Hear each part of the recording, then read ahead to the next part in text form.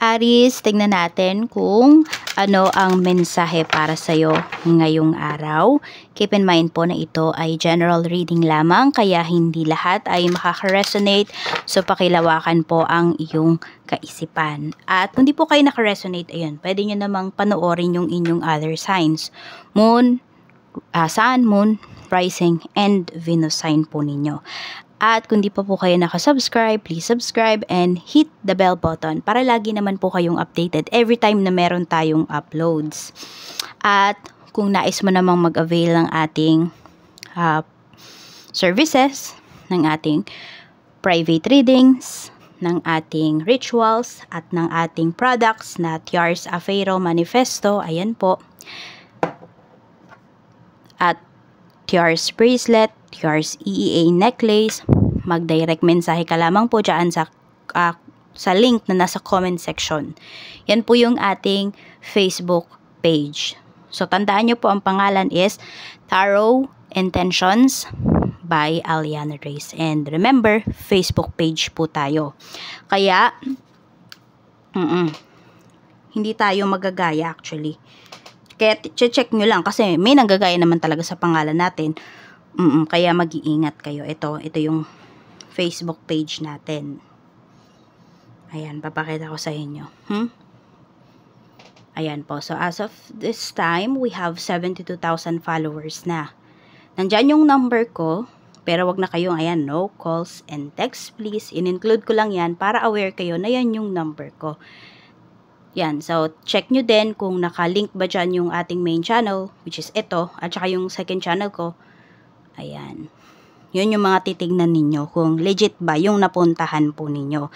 Kasi may nanggagaya sa atin, pero Facebook account yon. Tayo po ay Facebook page. Magkaiba yon.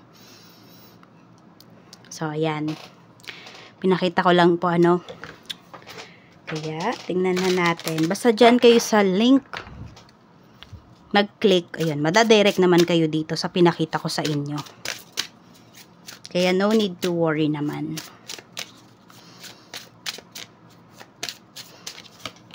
So, we have family. Sabi dito, loving your friends and family is central to your life purpose, Aries. Pwedeng you will spend time with a family member. Kung hindi man lahat, ngayong araw na to, may specific kang family members na makakasama mo talaga ngayong araw na to, whether may biyahe ka, ganyan po, or pwedeng ikaw yung, kung may pasok man yung mga anak mo, ayan, ikaw yung susundo sa kanila. Pwede rin, baka may sunduin kayo dito na family member sa airport ngayong araw.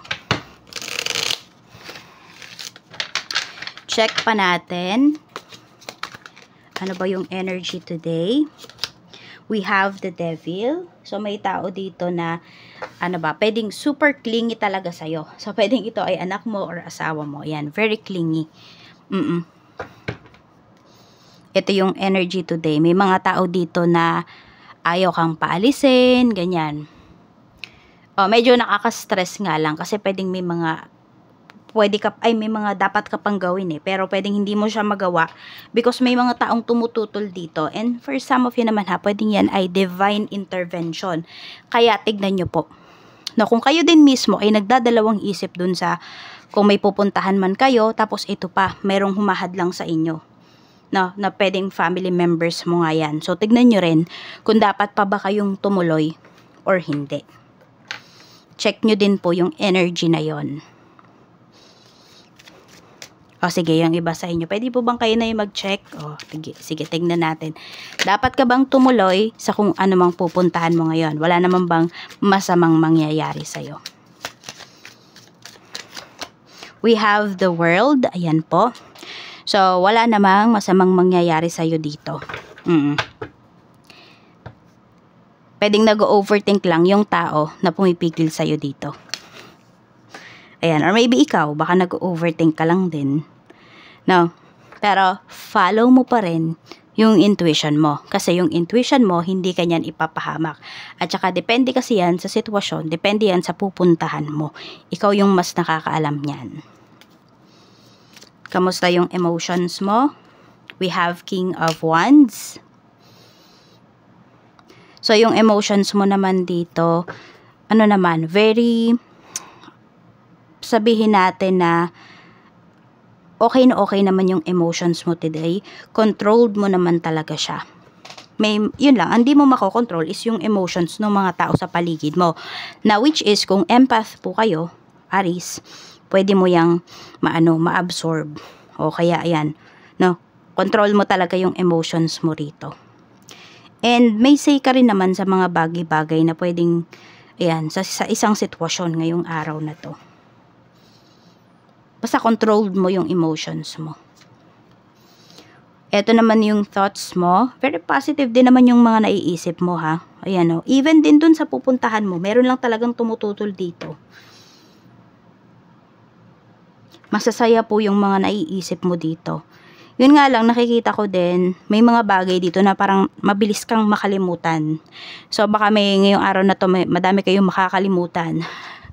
So, ano po, siguro in-note mo kung ano man yung mga kailangan mong gawin para wala kang makaligtaan. Mga pwedeng maganap na positive or negative today.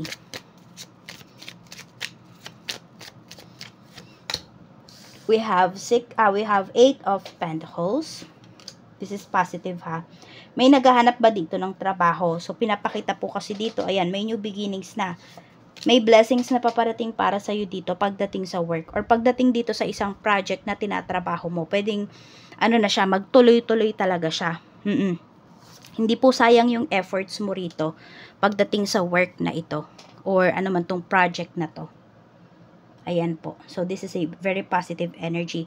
At kung sabi ko nga, kung meron mang uuwi dito na family members mo, ayan po, safe naman talaga siyang makakauwi or baka it's either may hahatid kayo sa airport, hindi susunduin, no? So, ayan po, makakarating yung tao na yon sa dapat niyang puntahan, safe and sound.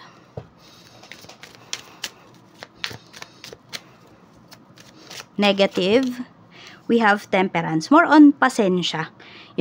Kaya dapat talaga you control your emotion ngayong araw. Yun lang, medyo mauubos po yung pasensya ninyo at baka may masabi kayong hindi maganda towards other people. Yes po, yun. Pwedeng may mag-walk out dito. Kaya, mas isip po ang pagganahin ninyo kaysa yung emosyon ninyo ngayong araw na to. Yun lang, either meron kang alam mo yon, meron ka ditong yung magwo-walk out ka, ganyan, or yun nga, pwedeng may masagot ka, may makasagutan ka rito, may misunderstanding. Sa kaperahan naman, we have Queen of Wands. So, very naman kayo dito, no?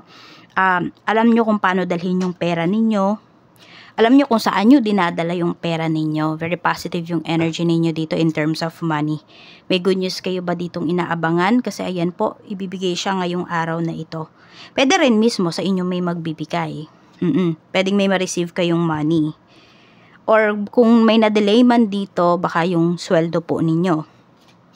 Sa career, we have, ayan, may paalis talaga. So, pwedeng ito yung energy na yun. Baka kayo to. No, yung tinrabaho mo talaga, yung mga nilakad mo na papers, ayun, hindi ka naman talaga bibiguin. Ito yung pagdating sa career, merong pag-alis po talaga. Pwede rin, smooth ka namang makakaalis dyan sa trabaho, smooth kang makakauwi ng Pinas or makakapasok ng ibang bansa. Yan po ang pinapakita rito pagdating sa iyong career. So, no need to worry. Very calm naman yung energy na pinapakita sa atin dito. We have 7 of Swords. Pagdating naman po sa negosyo, yan, dito sa negosyo, medyo dito kayo mag-iingat. Feeling mo ba may tao dito na niloloko ka pagdating sa negosyo mo? Hindi ka po nagkakamali. Meron talaga. And pwede nga yan ay family member mo. May negosyo ka ba habang nasa ibang, may negosyo ka dito sa Pinas. Tapos may family member na yun yung pinag-handle mo. Kasi naiisip mo na ba't ganun? Parang walang nangyayari dun sa business mo. Or basta may kakaibang nangyayari sa business mo. Hindi ka po talaga nagkakamali. Meron talaga ginagawa itong isang family member mo. Ito siguro kaya may pinipigilan dito. It's either pinipigilan kang umuwi para hindi mo malaman yung ginawa niya. Kaya diba sabi dito, sige tumuloy ka. Kung yan po, kung meron kayong business. Or baka may pinapagawa kayong bahay, hindi siya matapos-tapos, Aries.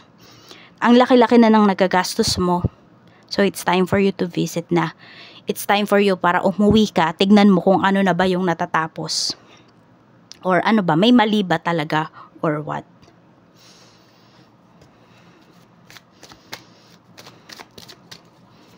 So, ang dami nyo pang plano pagdating dito sa inyong negosyo. Pero kung ipapahandle nyo lang po yan sa ibang tao, doon kayo mag-isip-isip kung maglalabas pa ba kayo ng pera.